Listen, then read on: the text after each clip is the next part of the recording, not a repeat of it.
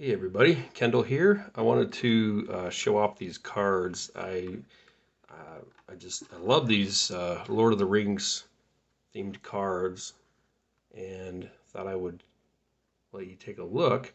So they're beautiful, and in fact, they're maybe a little too beautiful that I've been afraid to use them on standard games. So the box is just nice. Pardon my voice. I'm getting over another cold, it looks like. Um, and these cards, yeah, they're a little too nice. I haven't played them on a lot of games, but I have found one specific game, and I'll show that off in just a second. But I wanted to show these cards so you can see the detail. So the spades are like Gondor, and then the Rohan kind of diamonds thing going on. Hearts is the Shire, and then clubs is the elves. So you've got the different elf lands there. I should point out the back of these cards is also just really nice. This is not a sponsored video. I bought these. I just really like them, and I'm sharing those. So the kings, you've got Aragorn, you've got Theoden King, you've got Legolas and Gimli. And they actually go together mostly well. I'd say the stretch is maybe Gimli. You have Rosie Cotton because Gimli is not in the Shire, but you got to have Gimli on one of these. You have Aragorn and Arwen, Theoden King and Eowyn, and you have Galadriel and Legolas, just major elf characters. The jacks are all hobbits, which I love. So you have Sam representing the Shire. For hearts, you have, for Rohan, you have Merry, since he associates there, and you've got Pip, Pippin spending his time in Gondor, and then Frodo, who spent the most time with the elves. So it's really, really nice. This deck also, so I'll show the numbers. So the numbers just have the pips, and they'll have a little, like this is the South Farthing, the old Toby weed. So some nice designs, as well as the main. So those are the cards, the main numbered cards. And then it also comes with these, the two jokers. You have one good, one evil, kind of. So you have the armies of Mordor, and then you have the Fellowship. And then they give you two bonus cards. These are, a new power is rising, and darkness must pass. So, anyway, again, these cards are just really, really cool. So I wanted to say my Indiana Jones themed game, Raiders of the Lost Ace. I thought I'm going to play it with these Lord of the Rings cards and see if I can come up with a Lord of the Rings theme. Well, since all the good guys are the face cards, you are actually the Dark Lord trying to corrupt Middle Earth. So how fun is that? A couple of adjustments, and that is in the last round, you aren't going for the Ace of Spades, you're going for Frodo. So Frodo only comes in on the last round. The other jacks, hobbits are hard to corrupt, so these are the, round markers. Just goes under the decks. You know when you run out, then you switch to the next jack. And then when you know you're on Pippin here, you're on the last round. That's when you would add Frodo in to the deck, and you win if you can capture Frodo. as well as enough of the other cards, whether they be the domains like the aces, or whether they be the free peoples of Middle Earth. You've got to corrupt a certain number of those for you to take effect based on difficulty level. So 6, 8, or 10. 6 being on the easy mode, 8 middle, 10 the hardest. And in this game, I pick 3 of these cards to be used. I try to go for the ones that look like the most good guys, so I don't use the Army of Mordor.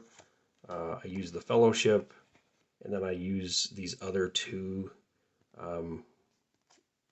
But I will show how this is played just a second. Okay, so I don't have this fully set up, but I'm just going to do a demo to show you. So I've got the jacks in this certain order, and every round I'll rotate. And for now, Frodo just stays here. We've got our deck, which should be shuffled, and you put the round markers at the bottom, face up. As you work and play, any cards you use or discard go to the back in a face-up way. And you have your hand limit is 3, so you can have 3 cards turned over in your hand, and any cards that you can corrupt, you can actually place outside of your hand, and it has a 3 card limit also. So as an example, if I turn over a card, and if it is one of the lowest cards, like say a 2, 3, or a 4, these cards can actually be corrupted without anything needed. So you can place these down into your corruption, and then you have room in your hand to draw more cards. If you want to, say this 7, I have a 3 card limit, I've only drawn 1. If I want this to upgrade, these go in increments of 3. So the 2s upgrade to 5s, and the 5s upgrade to 8s. And those can take out the jokers, and also Frodo on the last round. The 3s upgrade to 6s, and then the 6s upgrade to 9s. The 9s are used for the queens, and the kings are taken out by the 10s, and those upgrade from 4s, 7s, 10s. So if I wanted to upgrade the 7 here, I can, but I need to have the same suit, or I need to discard something that matches this suit or this suit.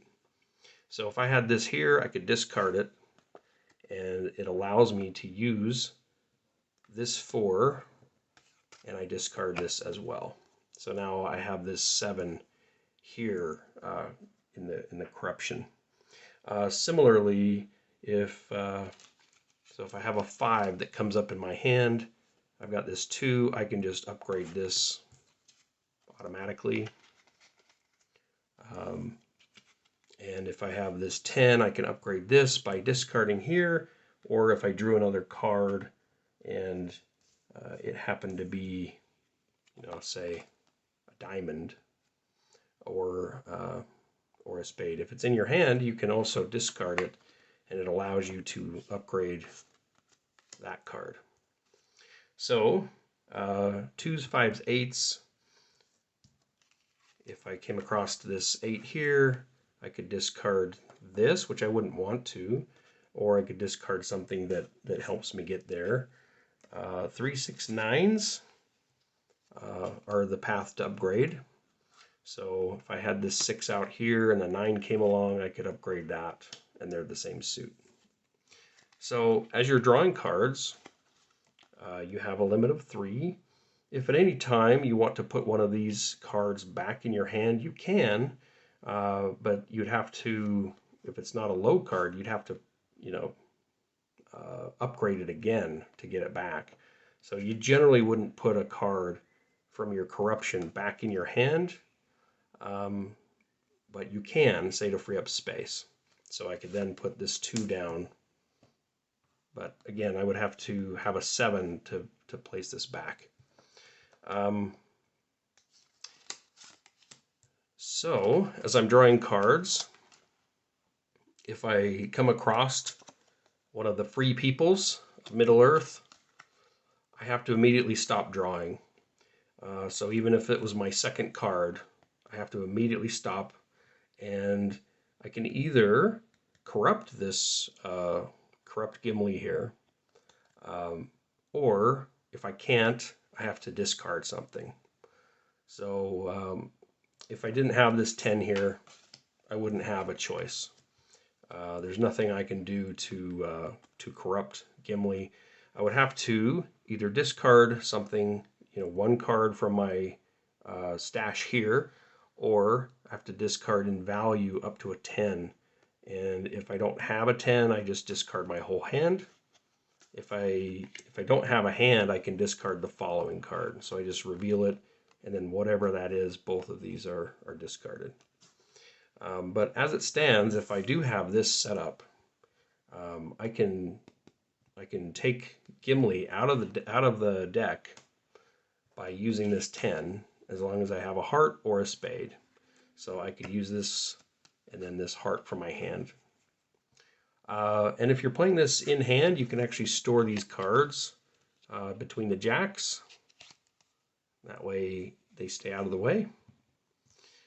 So kings are 10, a queens are 9, and the jokers, if those come up, are 8. And then Frodo in the final round, when you shuffle Frodo in, he is worth an 8.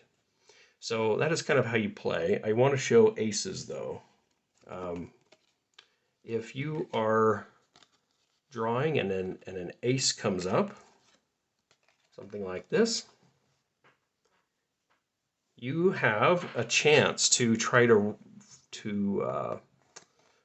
get some corruption in Rohan. You're kind of taking a gamble if you go for it. So you have to decide, are you going to try to corrupt it or not? If you are, it all hinges on this following card. So if I say pass, I'm not going to try, then it doesn't matter what this next card is. It just gets discarded with the ace. So I would flip it over, and both of these get discarded, and I move on. If I do want to take the chance, and I declare that, it has to be equal or higher than the highest card that's in my hand. Not in your corruption, but in your hand. So in this case, it would have to be a 2 or higher, which is everything. So that would be a no-brainer for that. But say it is a 7. I would flip over this card and then take the difference, and it's 4. I'd have to first discard the ace, and then I have to discard these 2 and the next 2 cards, so 4 cards. If I have an empty hand and I draw an ace, this next card has to be 6 or higher. So I flip it over, it's a 9, I pass. I actually get to take this into my corruption, and it does not count toward my 3-card limit. And this is so powerful, I can use it, discard it to function as any suit. So one of those situations comes up, like this. I've got Rosy Cotton. I want to corrupt Rosy Cotton. I have a 9, but I don't have a heart. And I don't have, say, a diamond here or here. This could be a diamond or a heart. I can discard this and this, and I can take Rosy Cotton out of the deck.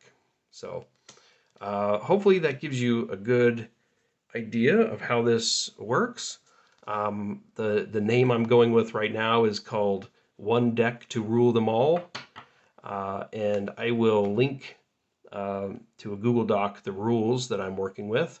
I'm very open to input. I do want to make this as good as I can, but it's not my strongest suit is writing rules. So anyway, this deck is amazing, and this is a really fun game. Not often you can take on the role of the Dark Lord Sauron. So please give it a try. Leave me any comments you might have.